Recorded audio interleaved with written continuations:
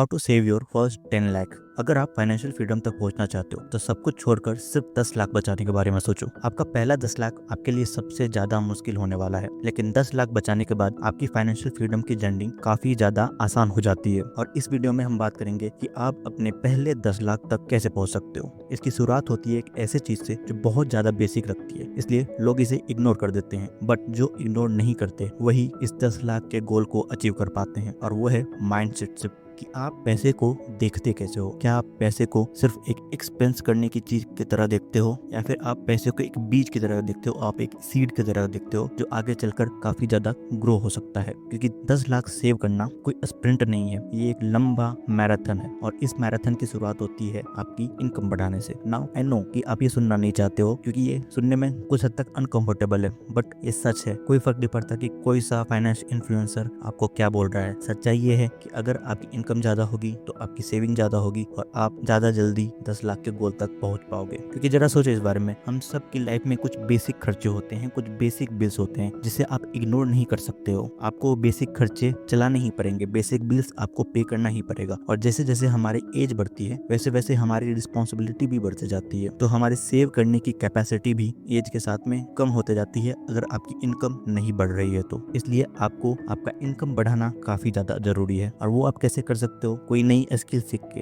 या किसी better company में स्विच करके, या बेटर इंडस्ट्री में स्विच करके, या फिर अपना कोई साइड बिजनेस स्टार्ट करके, या फिर फ्रीलांसिंग स्टार्ट करके। It's your choice. आपको फिगर आउट करना होगा कि आप अपनी इनकम कैसे बढ़ा सकते हो। पर सिर्फ इनकम बढ़ाना काफी नहीं है। इनफैक्ट इनकम बढ़ाने से कोई फायदा नहीं होगा अगर आपके एक्सपेंस भी बढ़ते जा रहे हैं। अगर आप लाइफस्टाइल इन्फ्लेशन में फंस चुके हो तो ये 10 लाख का गोल आपके लिए बहुत बहुत ज्यादा मुश्किल होने वाला है। In fact lifestyle inflation financial freedom की इस जर्नी में सबसे ज्यादा बड़ा हर्डल है। लाइफस्टाइल इन्फ्लेशन क्या होता है? लाइफस्टाइल इन्फ्लेशन बेसिकली ये होता है आपकी इनकम के साथ में आपके एक्सपेंस भी बढ़ते जा रहे हैं। जैसे जैसे आपकी इनकम बढ़ रही है वैसे वैसे आपके एक्सपेंस भी बढ़ते जा रहे हैं। इसे लाइफस्टाइल इन्फ्लेशन कहते हैं। और इससे निपटने के लिए आपको अपनी सेविंग को अलग नजरिए से देखना होगा। द साइकोलॉजी ऑफ मनी इस बुक के ऑथर कहते हैं कि saving is not equal to income minus expense, saving is equal to income minus ego. अगर आप देखो तो कई सारे लोग जो अपना मेजर खर्चा करते हैं वो किसी नीड के लिए नहीं करते हैं, किसी जरूरत के लिए नहीं करते हैं। वो ज्यादातर खर्चा करते हैं लोगों को इम्प्रेस करने के लिए, लग्जरी खरीदने के लिए। और इसी को मार्गल हॉसल ने ईगो कहा है। जब आप अपनी जरूरतों के लिए खर्च करने लग जाते हो, जब आप किसी को इम्प्रेस करने के लिए खर्च नहीं करते हो, तो ऑटोमेटिकली आप ज्यादा सेव करने लग जाते हो। सेकेंड रूल जो आप फॉलो कर सकते हो वो है 24 आवर रूल। अब 24 आवर रूल क्या है? 24 आवर रूल ये कहता है कि जब भी आप कोई भी बड़ा एक्सपेंस करने जा रहे हो तो आप कम से कम 24 घंटे रुकोगे। जब भी आप कोई बड़ा एक्सपेंस करने जा रहे हो, जब भी आपका कुछ खरीदने का मन है, तो आप उसे उस टाइम पे नहीं खरीदोगे, बल्कि आप 24 घंटे तक वेट करोगे और 24 घंटे के बाद खरीदोगे। इससे फायदा क्या होगा? इससे फायदा ये होगा कि आप इम्पल्स बाइंग में कभी नहीं फंसोगे। अभी के टाइम पे कंपनीज अपनी मार्केटिंग को इस तरीके से डिजाइन करती है कि वो इम्पल्स बाइंग को ज्यादा से ज्यादा बढ़ावा दे सके। इनफैक्ट ई कॉमर्स प्लेटफॉर्म्स पे 40% मनी जो स्पेंड किया जाता है वो इम्पल्स बाइंग के कारण होता है। और 72% ऑनलाइन शॉपिंग करने वाले कभी न कभी इम्पल्स बाइंग करी है, या तो एडवर्टाइजमेंट देख के या फिर डिस्काउंट देख के। इसलिए जब आप 24 आवर तक रुकते हो किसी भी परचेस से पहले, तो आप इम्पल्स बाइंग को एलिमिनेट कर देते हो और आप सिर्फ और सिर्फ उन्हीं चीजों को खरीदते हो जो एक्चुअली में मैटर करती है, जिसकी आपको एक्चुअली में जरूरत है। और इन सब के बाद जब आप लाइफस्टाइल इन्फ्लेशन को कंट्रोल में कर लोगे तो आता है real game changer,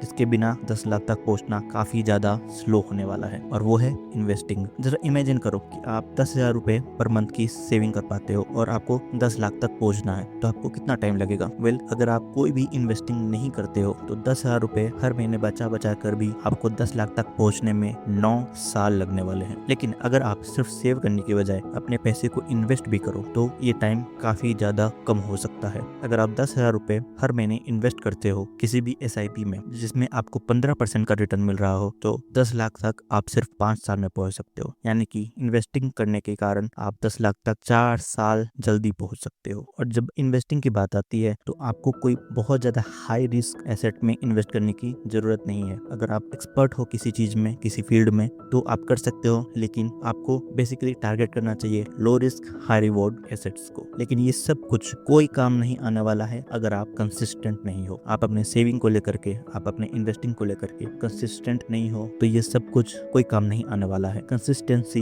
is the key, क्योंकि ये आसान नहीं होने वाला है। ये काफी लंबे समय तक आपको सेव करना है, आपको इन्वेस्ट करना है और आपको डिसिप्लिन में रहना है। सेम चीज आपको बार बार करनी है, इसलिए ये आसान नहीं होने वाला है। लेकिन इसके बाद भी अगर आप कंसिस्टेंट रहते हो तो कुछ टाइम के बाद में आपको ये रियलाइज होगा कि money is started to work for you instead of other way around, यानी कि पैसा आपके लिए काम करने लगा है, सिर्फ आप पैसे के लिए काम नहीं कर रहे हो। 10 लाख बचाना कोई जैकपॉट नहीं है, ये आता है डिसिप्लिन से, कंसिस्टेंसी से और माइंडसेट से। एक ऐसा माइंडसेट जो रिच माइंडसेट है, पुअर माइंडसेट नहीं। पुअर माइंडसेट इंस्टेंट ग्रेटिफिकेशन के पीछे भागता है, उसे हर चीज अभी चाहिए। कोई भी चीज खरीदनी हो, कोई भी खर्च करना हो तो वो सिर्फ और सिर्फ आज के बारे में सोचता है, कल के बारे में नहीं सोचता है। ये पुअर माइंडसेट है। रिच माइंडसेट डिलेड ग्रेटिफिकेशन में मानता है। रिच माइंडसेट के लोग ये समझते हैं कि आज सैक्रिफाइस करने का मतलब है कल बेहतर होगा, कल कंफर्टेबल होगा। और ये रिच माइंडसेट लर्निंग को भी प्रायोरिटाइज करता है, नॉलेज को प्रायोरिटाइज करता है। और अगर आप इस चीज की नॉलेज लेना चाहते हो कि क्यों 10 लाख तक पहुंचने के बाद 1 करोड़ तक पहुंचना काफी ज्यादा आसान हो जाता है, तो आप इस वीडियो को चेकआउट कर सकते हो। तब तक के लिए बाय बाय।